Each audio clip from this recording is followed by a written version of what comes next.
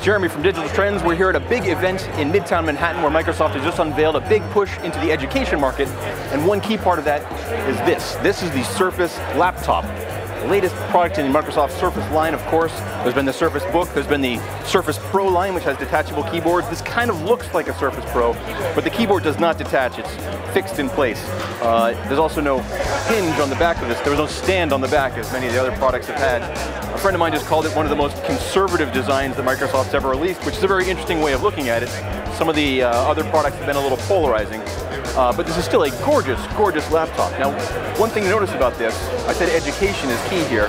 There's a little S here. When you look at About This, it's Windows 10 S.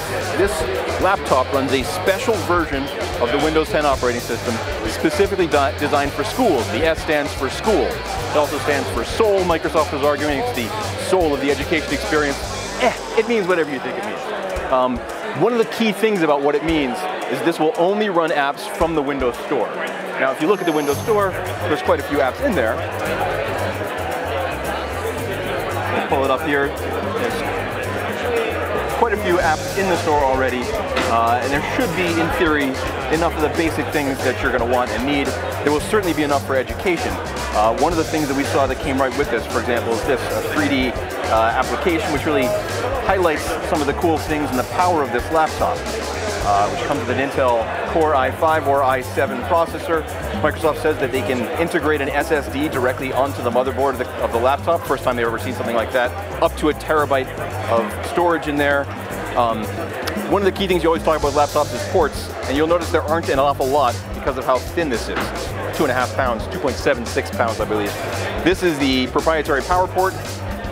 Over on this side, we've got standard USB port, and that's a display port, and audio out, and that is it. So no USB 3, which is kind of a weird thing. That's definitely the newest standard, but what can you do? One of the things that Microsoft's been talking an awful lot about is the quality of the displays that they've been putting into their laptops, and this is just like all those others. 3.2 million pixels, a 3:2 aspect ratio, 13.5-inch screen, but they're saying that the way that the bezel is designed makes it feel more like a 14-inch. One of the key things to talk about here also, when you're talking about the education market, you really want to grab a laptop from a pile if you're a student, turn it on, and just start going with it. How quickly can you get into action with this particular laptop? So one of the things that they were touting was, take the laptop, pop it open, boom, it's on. Right away. Close it, it's shut down, it goes to sleep. Open it up again, boom, you're back on. Which again, think about that classroom experience. A kid goes over to a rack, grabs their favorite color. This is the blue one. There's also a reddish one and a silverish one.